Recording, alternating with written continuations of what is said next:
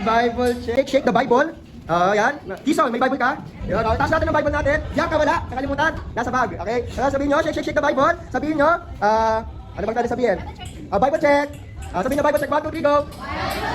Yan. Bible check.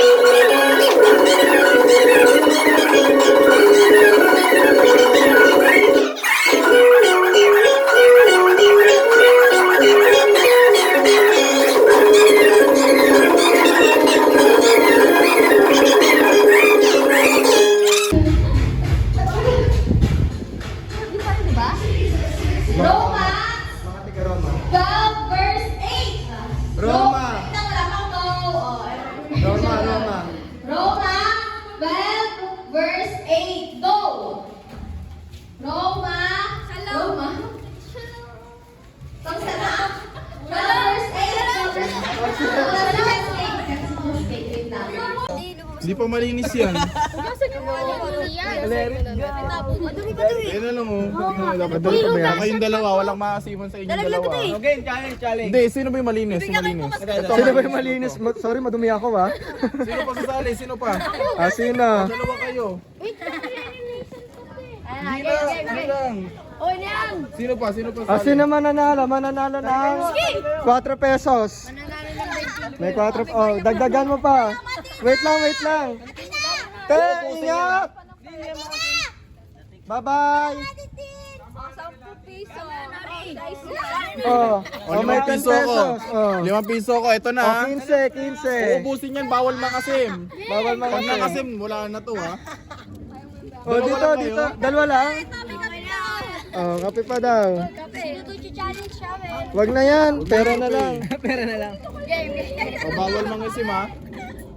Okay. Bawal mangisim. Pag may nakasim sa inyo, matik babalik ko na to. Kukuhain ko na 5 ko. Bawal naman yan. Bawal nga mangasim. Basta mangasim ka bawal. Seryoso lang mukha. Oo, ganyan.